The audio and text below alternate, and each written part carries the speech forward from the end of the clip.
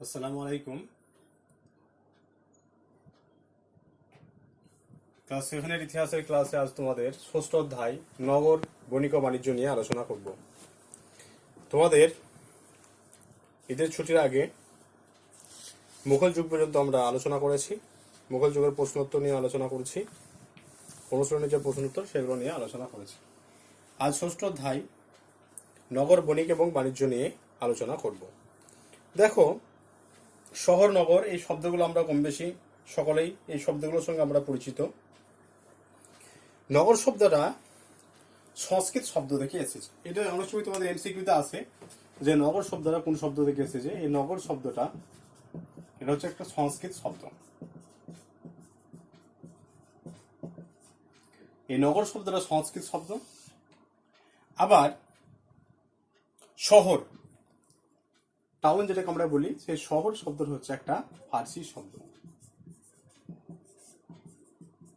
এই দুটো তোমাদের অনেক সময় এমসিকিউতে আসে। তাহলে নগর শব্দটা হচ্ছে সংস্কৃত শব্দ, আর শহর এই শব্দটা হলো একটা ফার্সি শব্দ। সুলতানি ও মুঘল আমলে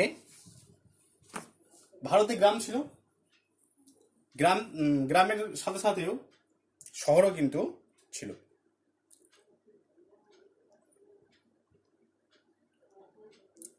এই যে শহরের কথা বলা হলো, এই শহরগুলোর মধ্যে কোনোটা রাজনৈতিক এবং প্রশাসনিক কারণে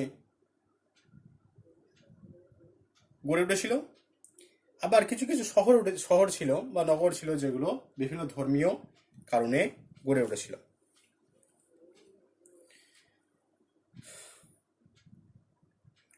দেখো, মধ্যযুগে ভারতবর্ষে শহর গড়ে ওঠার বেশ কিছু কারণ ছিল। তাহলে মধ্যযুগে ভারতবর্ষে যে শহর গড়ে উঠেছিল, সেই শহর গড়ে ওঠার পিছনে বেশ কিছু কারণ ছিল। কি কি কারণের জন্য মধ্যযুগে ভারতবর্ষের শহর গড়ে উঠেছিল সে সম্পর্কে আমরা জানব। দেখো, মধ্যযুগে ভারতে শহর বা নগর গড়ে ওঠার কারণ, তাহলে বেশ কিছু কারণ ছিল যে কারণের জন্য মধ্যযুগে ভারতবর্ষের শহর গড়ে উঠেছিল, শহর বা নগর গড়ে উঠেছিল। সেই পয়েন্টসগুলো নিয়ে আমি আলোচনা করছি। দেখো, এক হচ্ছে প্রশাসনিক কেন্দ্র।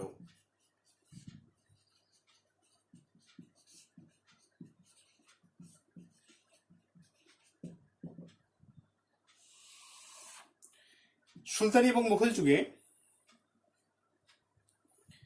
প্রশাসনিক যে সমস্ত জায়গাগুলো ছিল, যেখানে সরকারি দপ্তর বা প্রশাসনিক কেন্দ্রগুলো ছিল, সেখানে বিভিন্ন রকমের সুযোগ সুবিধা পাওয়া যেত। বিভিন্ন রকমের সুযোগ সুবিধা যেহেতু সেখানে পাওয়া যেত, তাই যারা আর্থিক দিক থেকে একটু সচ্ছল ব্যক্তি, তারা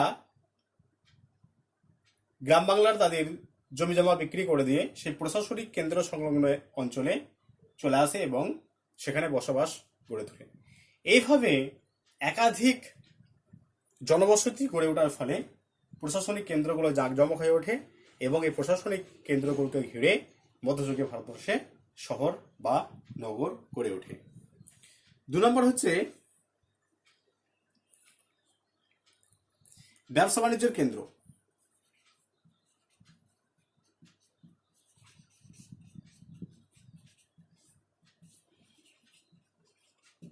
ব্যবসা বাণিজ্য কেন্দ্র, যে সমস্ত জায়গাগুলো ব্যবসা বাণিজ্যের দিক থেকে উন্নত, অর্থাৎ খুব সহজে সেখানে ব্যবসা বাণিজ্য ঘটে, সেই ব্যবসা বাণিজ্য সুবিধার জন্য, ব্যবসা বাণিজ্যের সুবিধা বা উন্নতির জন্য মানুষ সেই সমস্ত জায়গায় এসে ভিড় করতে শুরু করে এবং সেখানে তারা বসতি স্থাপন করে এবং বসতি স্থাপন করার সঙ্গে সঙ্গে জায়গাটা জাঁকজমক হয়ে যায়। আস্তে আস্তে জনবসতির সংখ্যা বৃদ্ধি পায় এবং সেগুলো শহর বা নগরে পরিণত হয়। 3 নম্বর হচ্ছে ধর্মীয় স্থান।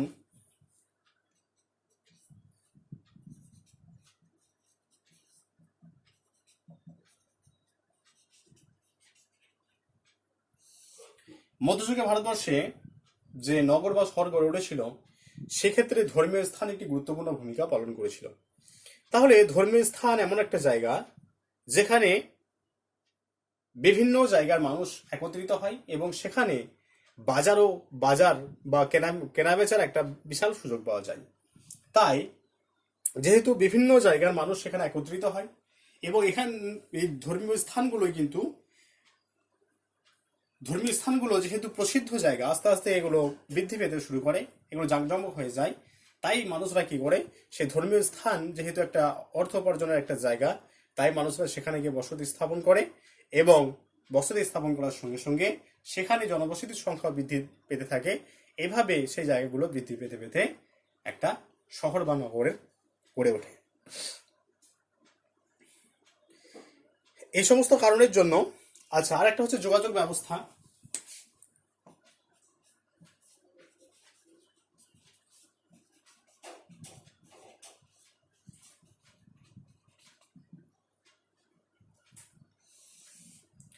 দেখো, যোগাযোগ ব্যবস্থাও মধ্যযুগে ভারতবর্ষের শহর বা নগর গড়ে ওঠার পেছনে একটা গুরুত্বপূর্ণ কারণ ছিল। যোগাযোগ ব্যবস্থা কি, যোগাযোগ ব্যবস্থার সুবিধার জন্য মানুষ কি করে না, গ্রাম থেকে চলে যায় শহরে। এবং যেহেতু শহরে যোগাযোগ ব্যবস্থা খুব ভালো, বিভিন্ন জায়গার সঙ্গে রেলপথ, সড়কপথ, তখনকার যে সময় কথা আমরা আলোচনা করছি সেই সময় রেলপথ ছিল না, মূলত জলপথটাকে বেশি প্রাধান্য দেওয়া হতো মধ্যযুগে ভারতবর্ষে। তাহলে যোগাযোগ ব্যবস্থা যে জায়গায় ভালো, সে জায়গায় মানুষরা চলে যায় এবং এখানে যেহেতু কাজেরও সুযোগ পাওয়া যায় এবং যোগাযোগ ব্যবস্থা ভালো থাকার কারণে কর্মস্থলে খুব সহজেই এবং খুব কম সময়ে যাওয়া যায়, তাই মানুষরা কি করেছিল, সে সমস্ত জায়গায় বসতি স্থাপন করতে শুরু করেছিল এবং আস্তে আস্তে এই সমস্ত জায়গাগুলো একটা জাঁকজমকপূর্ণ হয়ে যায় এবং নগর বা শহর গড়ে ওঠে।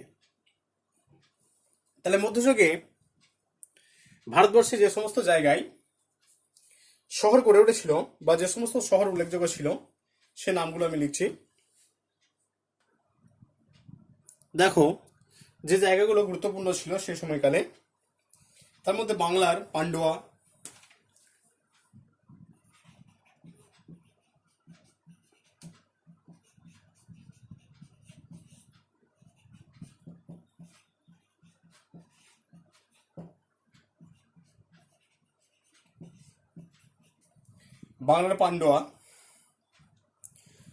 নবদ্বীপ, গৌড়, চট্টগ্রাম, এই সমস্ত জায়গাগুলো উল্লেখযোগ্য ছিল বাংলার। পাঞ্জাবের লাহোর,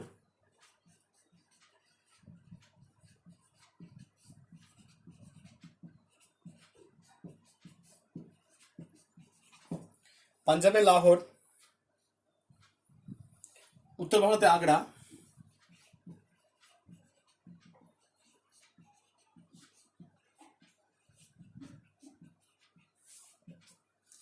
ভারতে আগ্রা, ফতেপুর সিকরি,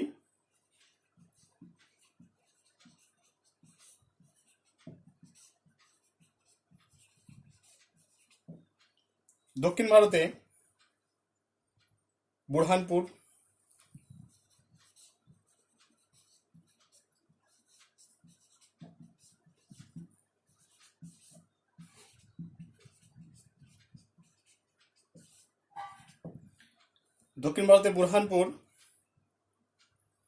গোলকুন্ডা, বিজাপুর,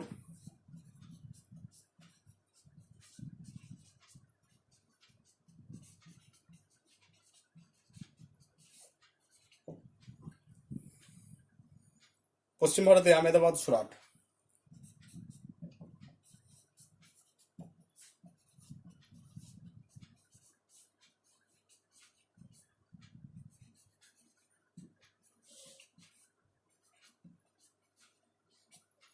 আচ্ছা, এগুলো হলো মধ্যযুগে ভারতবর্ষে যে সমস্ত শহর গড়ে উঠেছিল, শহর বা নগর। তাদের মধ্যে উল্লেখযোগ্য ছিল বাংলার পান্ডুয়া, গৌড়, নবদ্বীপ, চট্টগ্রাম।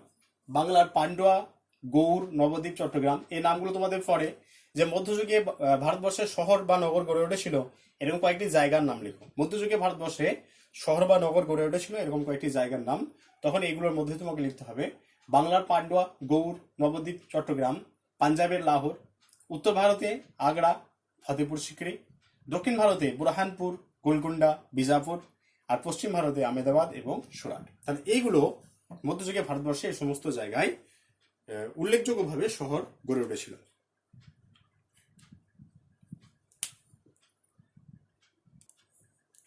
সুলতানদের রাজধানী দিল্লি। দেখো, ভৌগোলিকভাবে দিল্লির অবস্থান ভৌগোলিকভাবে যদি আমরা দেখি, তাহলে ভৌগোলিকভাবে দিল্লির অবস্থান আরাবল্লী যে 16 শিরা বা আরাবল্লী পর্বত, সেই আরাবল্লী পর্বতের একটি প্রান্ত এবং যমুনা নদী বিধৌত সমতলের সংযোগস্থলে অবস্থিত। তাহলে একদিকে যমুনা নদী এবং একদিকে আরাবল্লী পর্বত, এই দুইয়ের মধ্যবর্তী জায়গায় এই দিল্লি অবস্থিত। এখানে আরাবল্লীর যে পর্বতের পাথর দিয়ে জমির ঢাল অনুযায়ী সুরক্ষিত দুর্গ নির্মাণ করা খুব সহজ ছিল। যেহেতু এখানে আরাবল্লীর যে পর্বত, সেই পর্বতের পাথর দিয়ে দুর্গ নির্মাণ করা খুব সহজ ছিল, যেহেতু এখানে দুর্গ নির্মাণ করা খুব সহজসাধ্য ছিল, তাই বহিঃশত্রু আক্রমণ থেকে দিল্লি পুরোপুরি সুরক্ষিত ছিল। আবার যমুনা নদী এখানে প্রধান জলপথ এবং শহরের পূর্ব দিকের প্রাকৃতিক সীমানা। আবার দেখো এখানে যমুনা নদী একদিকে কি করছে না জলপথে যোগাযোগের মাধ্যম হিসেবে কাজ করছে এবং অন্যদিকে কি করছে, বহিঃশত্রু আক্রমণ থেকে দিল্লিকে পুরোপুরি সুরক্ষিত করছে এই যমুনা নদী। এই সমস্ত কারণের জন্য কি হয়েছিল না এই সমস্ত কারণের জন্য যুগ যুগ ধরে দিল্লি ছিল রাজরাজাদের রাজধানী। এবং এই দিল্লিকে কেন্দ্র করে আমরা দেখেছি যে সুলতানি যুগ, মুঘল যুগের যারা শাসক, তারা এই দিল্লিকে কেন্দ্র করেই তারা কিন্তু শাসন কার্য পরিচালনা করেছিলেন।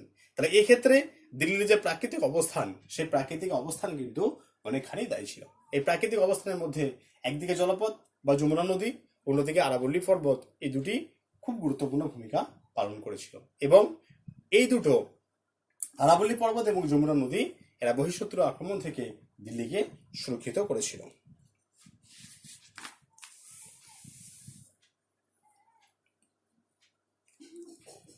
দেখো টুকরো কথার মধ্যে একটা জিনিস বলা আছে। টুকরো কথার মধ্যে কি বলা আছে, এই দিল্লি শহরটি ভাঙা হয়েছে অনেকবার তৈরি হয়েছে, আবার অনেকবার ভেঙেছে। মহাভারতে ইন্দ্রপ্রস্থ নামে একটা নগরের কথা আছে, তাকেই কেউ কেউ আধুনিক দিল্লি নগরীর আদিরূপ বলে মনে করেন। তাহলে দিল্লির যে ইন্দ্রপ্রস্থ, মহাভারতে যে ইন্দ্রপ্রস্থ বলে একটা নগরীর কথা বলা আছে, সেই ইন্দ্রপ্রস্থ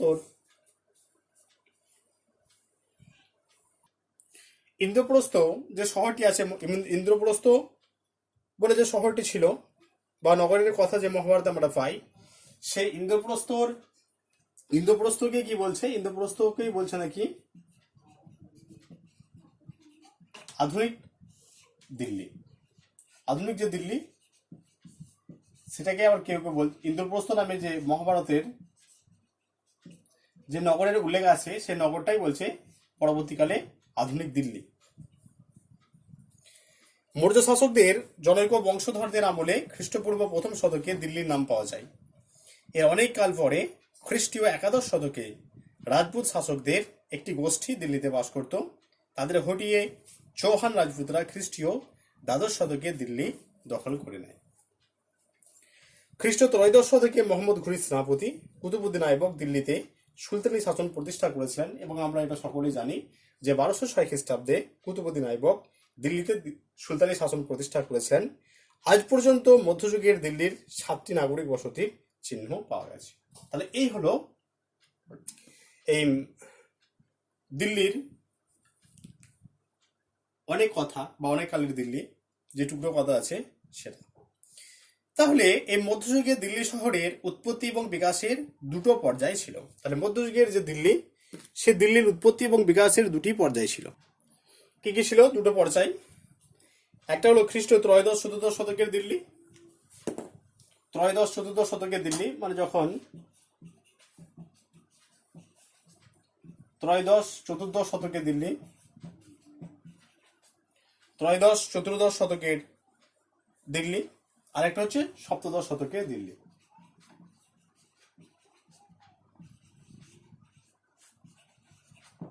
এই দুটো ভাগ, দুটো পর্যায়ে, একটা হচ্ছে 13-14 আর একটা হলো 17 শতকের দিল্লি।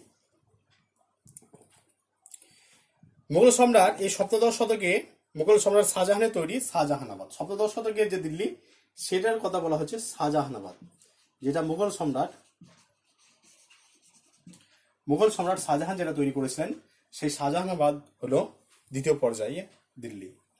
এখানে আমরা এই দুই পর্যায়ের দিল্লি শহর কিভাবে আস্তে আস্তে উন্নতির দিকে এগিয়ে আছে বা তার যে গতি প্রকৃতি, তার আয়তন কিভাবে এগিয়ে যাচ্ছে সেই সম্পর্কে আমরা একটু জানব। কুতুবুদ্দিন আইবকের আমলে দিল্লি তৈরি হয়েছিল রাজপুত শাসকদের শহর কিলারাই পিথোরাকে কেন্দ্র করে। এই কিলারাই পিথোরা শহরটি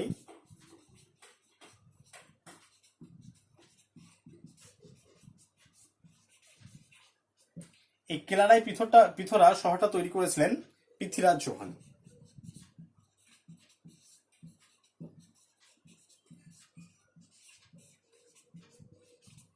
এই পৃথ্বীরাজ চৌহান এই কিলারাই পিথোরা শহরটা তৈরি করেছিলেন।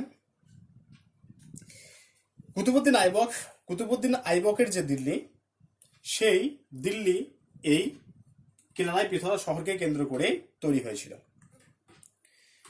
এটাই ছিল সুলতানি আমলের প্রথম দিল্লি বা কুতুব দিল্লি। যেহেতু কুতুবুদ্দিন আইবক ছিলেন প্রথম শাসক, তাই তার নাম অনুসারে এটা হয়েছিল কুতুব দিল্লি। পরবর্তীকালে গিয়াসউদ্দিন বলবনের আমলে গিয়াসপুর নামে একটি শহরতলি তৈরি হয়েছিল যমুনা নদীর তীরে। বলবনের পৌত্র কাইকোবাদ খ্রিস্টীয় ত্রয়োদশ শতকের শেষে যমুনার তীরে কিলোঘড়ি প্রাসাদ তৈরি করেন।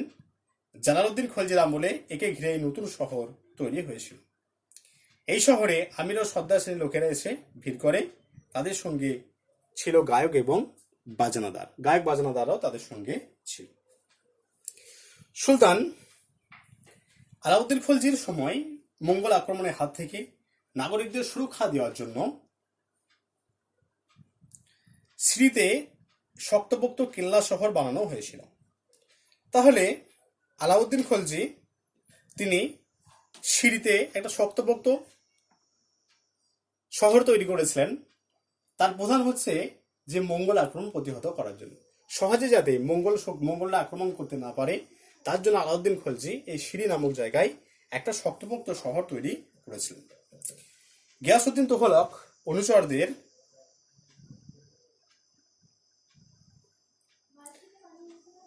অনুচরদের নিয়ে বসবাসের জন্য পুরনো শহর অর্থাৎ পুরনো দিল্লি থেকে অনেক দূরে বানিয়েছিলেন তুঘলকাবাদ। তবে সেটি কখনোই পুরোপুরি একটা রাজধানী বা বাণিজ্য কেন্দ্র হয়ে ওঠেনি। তিনি তার অনুচরদের বসবাসের জন্য কিন্তু এই তুঘলকাবাদ শহরটা তিনি তৈরি করেছিলেন। মোহাম্মদ বিন তুঘলকের আমলে কুতুব দিল্লি সিরি ও তার নিজের তৈরি জাহানপনাহকে একটি প্রাচীর দিয়ে ঘিরে বৃহত্তর শহর হিসেবে গড়ে তোলার চেষ্টা করা হয়েছিল। তাহলে এখানে কি কি ছিল? এখানে দেখো কুতুব দিল্লি, সিরি, কুতুব দিল্লি আছে কুতুবুদ্দিন আইবকের কুতুব দিল্লি,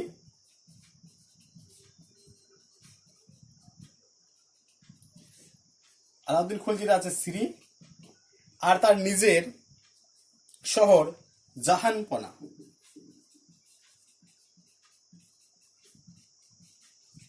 এই তিনটে শহর কুতুব দিল্লি, সিরি এবং তার নিজের যে তৈরি সেই জাহানপনা, এই তিনটেকে তিনি একত্রিত করে একটা প্রাচীর দিয়ে গড়ে তোলার চেষ্টা করেছিলেন। কেন তিনি প্রাচীর দিয়ে গড়ে তোলার চেষ্টা করেছিলেন বা প্রাচীরের ব্যবস্থা করেছিলেন? যেহেতু প্রাচীর হচ্ছে একটা সুরক্ষিত অঞ্চল, যদি প্রাচীর দিয়ে ঘিরে দেওয়া হয় তাহলে বাইরের যারা মঙ্গল আক্রমণ বা বহিঃশত্রু আক্রমণ থেকে সহজেই কিন্তু এই জায়গাগুলো সুরক্ষিত থাকবে। সে কারণের জন্য তিনি কি করেছিলেন না প্রাচীর তোলার চেষ্টা করেছিলেন, কিন্তু সে কাজ অসমাপ্ত হয়ে যায়। এত কিছুর মধ্যে সুলতানি আমলের প্রথম দিল্লি বা পুরনো দিল্লি কখনো তাদের যে গুরুত্ব, সেই গুরুত্ব কিন্তু কখনোই তাদের হারিয়ে যায়নি।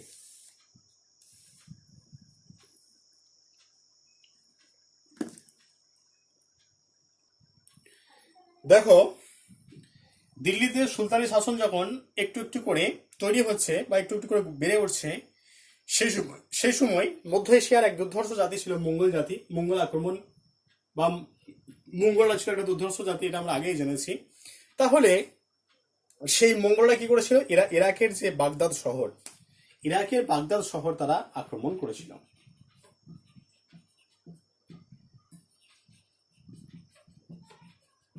ইরাকের বাগদাদ শহর তারা আক্রমণ করেছিল এবং বাগদাদ শহরে আক্রমণ করে সে বাগদাদ শহরে অনেক তারা ক্ষতি করেছিল।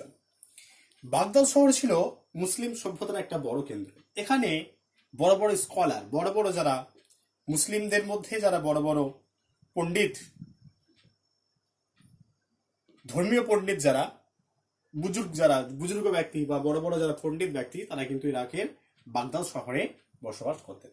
তাহলে মঙ্গলরা যখন ইরাকের বাগদাদ শহর আক্রমণ করলেন, বাগদাদ শহরের বিশাল ক্ষতি করলেন, তখন এই সমস্ত বড় বড় স্কলার যারা বড় বড় পণ্ডিত, ইসলামীয় শাস্ত্রে, ইসলাম ধর্মে যারা পণ্ডিত বা ইসলামীয় শাস্ত্রে যারা বিচক্ষণ মানুষ, বিচক্ষণ পণ্ডিত যারা, তারা কি করলেন, তারা সেই বাগদাদ শহর থেকে চলে এলেন দিল্লিতে।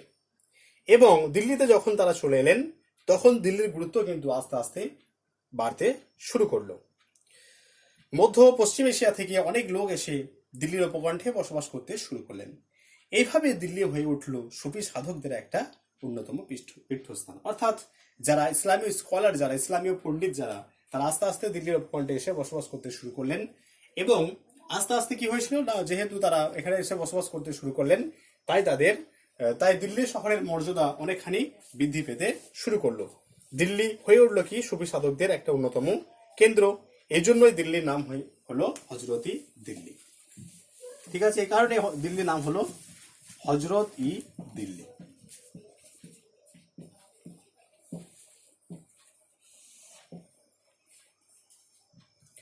সুফি সাধকদের মধ্যে সবচেয়ে বিখ্যাত ছিলেন শেখ নিজামুদ্দিন আউলিয়া। তাহলে যে সমস্ত পণ্ডিত মধ্য এশিয়ার বাগদাদ শহর থেকে যারা চলে এলেন, তাদের মধ্যে অন্যতম ছিলেন শেখ নিজামুদ্দিন আউলিয়া।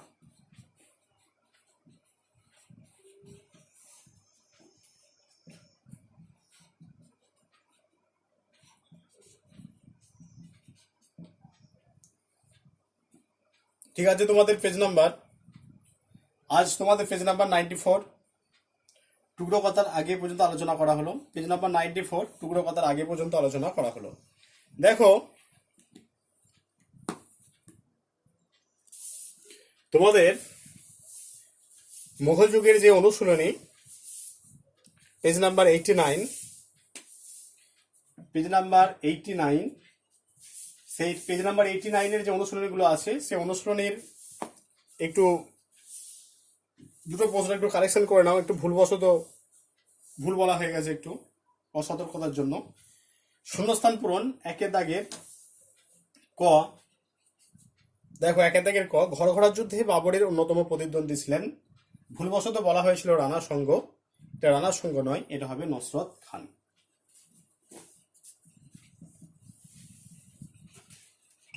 ঠিক আছে, একের কয়ে ভুলবশত বলা হয়েছিল রানা সঙ্গ নয়, ওটা হবে নসরত খান। আর বিবৃতি, দুইয়ের দাগের যে বিবৃতিগুলো ছিল, সে বিবৃতির একটু কারেকশন করতে হবে একটা। সে বিবৃতির হচ্ছে ঘয়ে আছে। দেখো, বিবৃতির ঘয়ে আছে, ঔরঙ্গজেবের আমলে বাংলায় সামুদ্রিক বাণিজ্যের উন্নতি হয়। এটা আমি বলেছিলাম, তিনি বাংলায় বাণিজ্যের ওপর কর ছাড় দিয়েছিলেন। এটা ভুল হয়েছে, এটা হবে ব্যাখ্যা 1। ব্যাখ্যা 1-এ আছে যে তিনি পর্তুগিজ জলদস্যুদের হারিয়েছিলেন। এই দুটো একটু কারেকশন করে নেবে, একটু মিস্টেক হয়ে গেছে, এই দুটো একটু কারেকশন করে নেবে। দেখো, নগর বণিক ও বাণিজ্যের ক্লাস আজকে এখানে শেষ করছি, পেজ নাম্বার 94। যদি কিছু বুঝতে অসুবিধা হয় অবশ্যই আমাকে জানাবে।